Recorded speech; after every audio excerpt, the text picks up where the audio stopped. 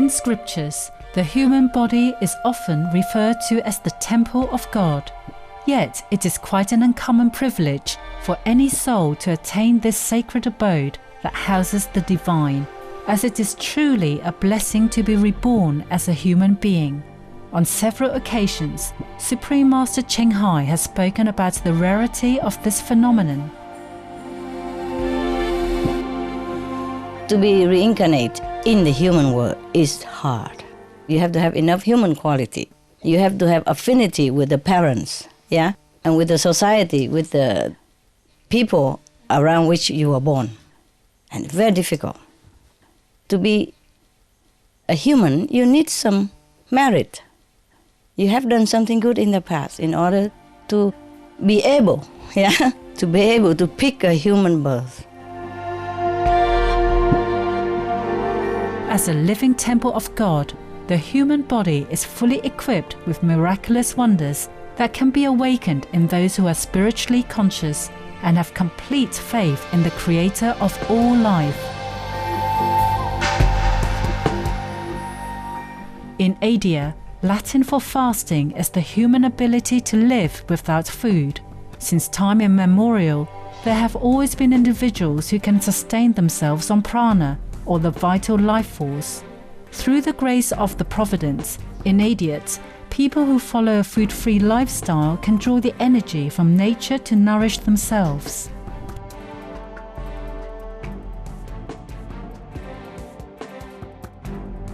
They live on the chi, from the ground, or from the forest, and from the sun and from the air. They make use of all that. Or they live on love, on faith alone. These individuals are known as breatharians, solarians or waterians, and they come from all walks of life, from different cultures and all corners of the world. Indeed, the possibilities and miracles in this life as our benevolent Creator has designed for us are endless. We only need to connect within to recognize our abounding largesse as God's children. Supreme Master Ching Hai has lovingly recommended a weekly series on Supreme Master Television to introduce those individuals of the past and present who have chosen to live food-free on earth. May their spiritual stories enthrall you. May hearts be opened and horizons be expanded.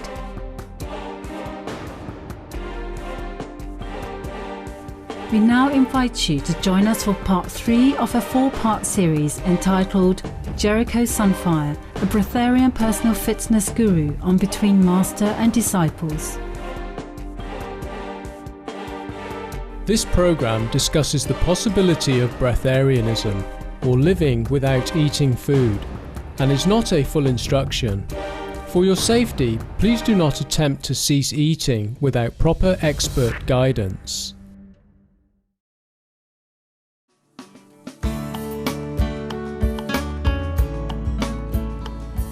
Greetings, happy viewers. Welcome to today's episode of Between Master and Disciples. Breatharians, waterians, solarians, people who do not need food to survive, have always existed in human history. In the past few months, we have been introduced to some of these remarkable individuals. Breatharian St. Nicholas of Flua, Breatharian stigmatist Louis Latto, waterian farmer Phon Thong Lup, Breatharian dietitian Dr. Barbara Moore, and many others. Today we continue with our series on another Breatharian, Jericho Sunfire, a personal fitness trainer.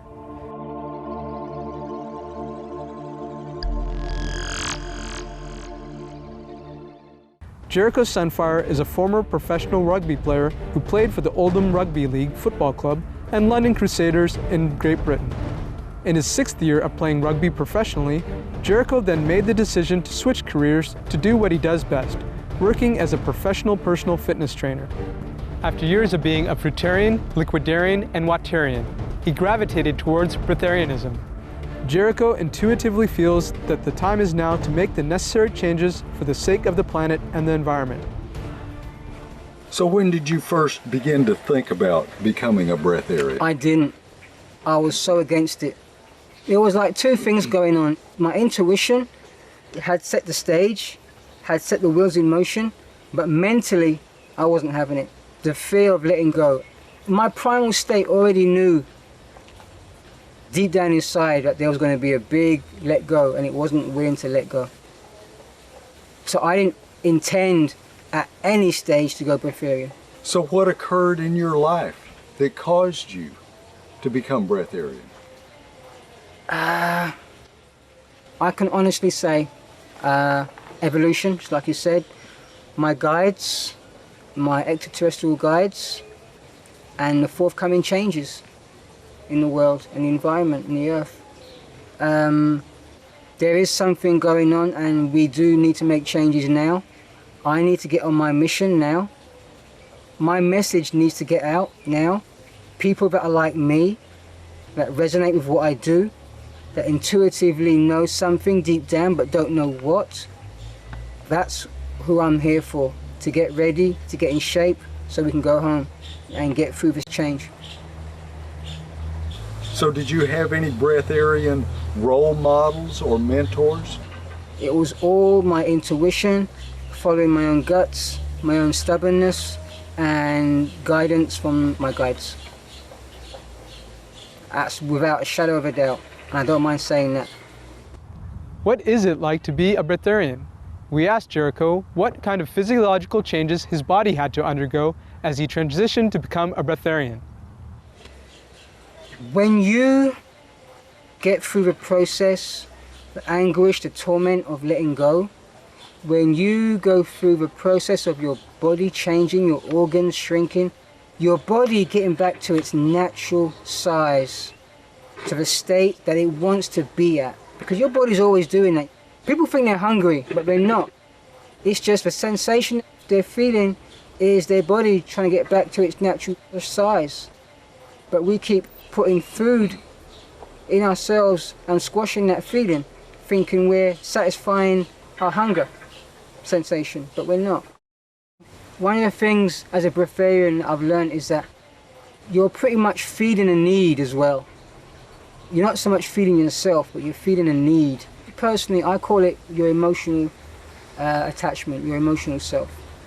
Food is used in every situation in our society. Our society revolves around food and drink. It really does. Please stay tuned to Supreme Master Television. Between Master and Disciples will return in just a moment.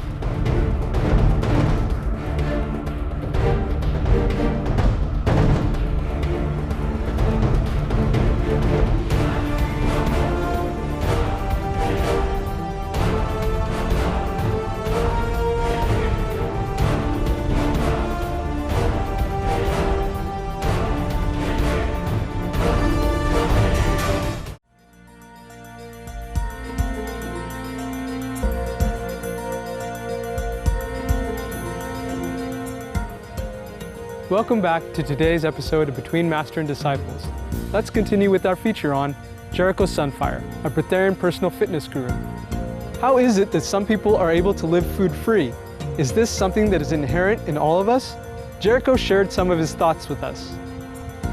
Tell us some about how you think it is that the human body is actually able to live and function without food or drink.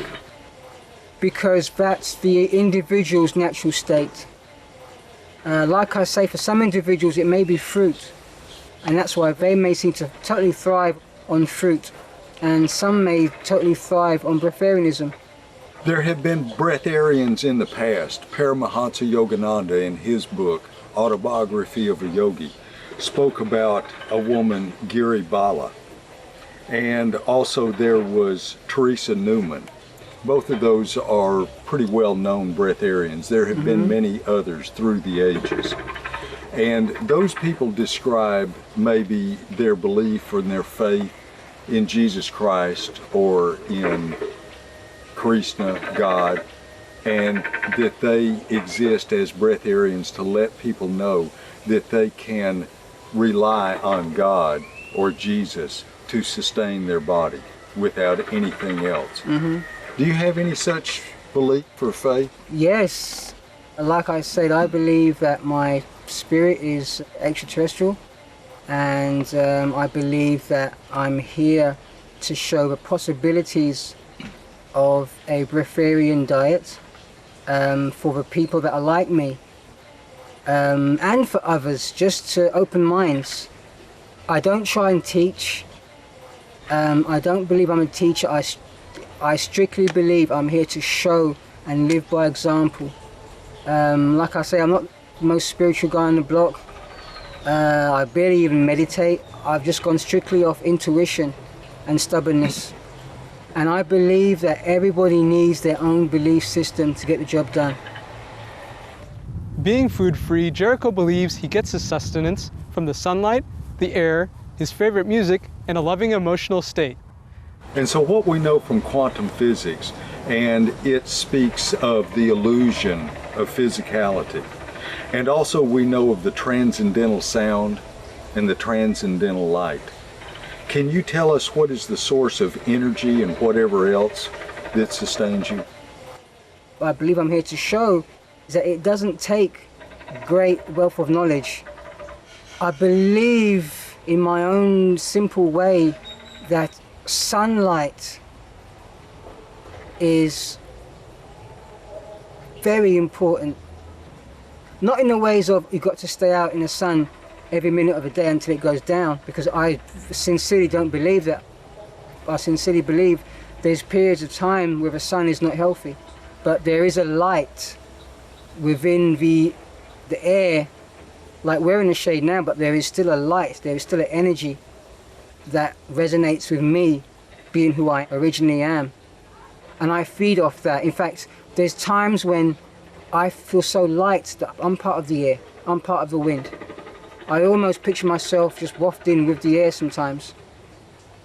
I love my music, and I've always got my MP3 with me, and when I work out I play my music. And music has gotten me through every hard time ever on the planet. As with comfort food, my music was my partner. So that's where I feed off the sound for sure, and I know that. It's all about changing your emotional state, and the sound for me does that very effectively. You keep yourself in a positive, honest, loving, supportive emotional state, then you cut any emotional attachment to foods, water, anything away, simply by changing your emotional state on a consistent basis. Similar to the Breatharian yogini Giribala, Jericho believes our body can get whatever it needs from the environment to sustain itself. I've learned as a breatharian that it doesn't matter what you eat. The key is to stop eating man-made plastic foods. The body gets everything it needs from its environment. It produces everything, in my eyes, this is my theory, personal theory. Given the chance, it will produce everything it needs. Given a chance, it will take everything it needs from the environment. So we don't need to produce man-made foods and get into the habit of eating dependence for our emotional fix. My body handles the technical stuff. My job is to simply live and live by example, be happy. My body handles all the body nutrition stuff. As a result of his meat-free lifestyle, Jericho has always been healthy. I've not been sick in years.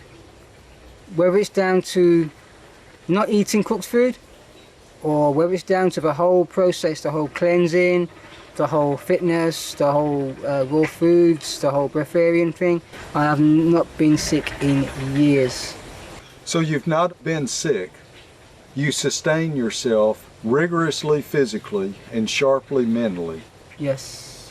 I'm not saying that it's like that all the time.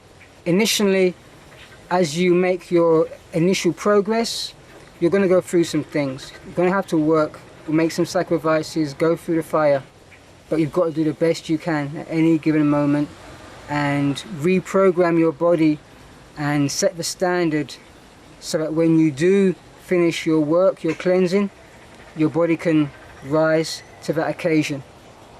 Because you've got to set your standard. Your body, once it's done cleansing or it's gone through its detox process, it will just stay at that level. So you've got to set your standard.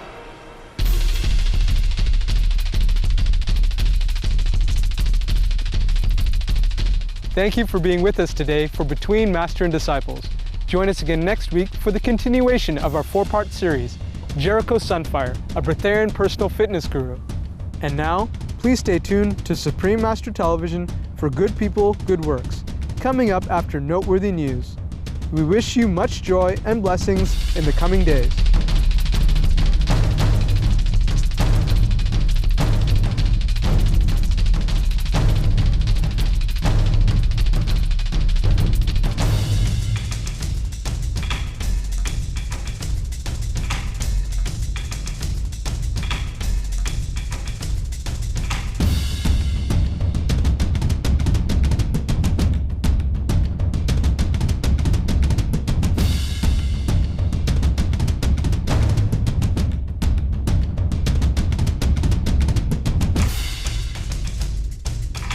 For more details, please visit www.suprememastertv.com/BMD.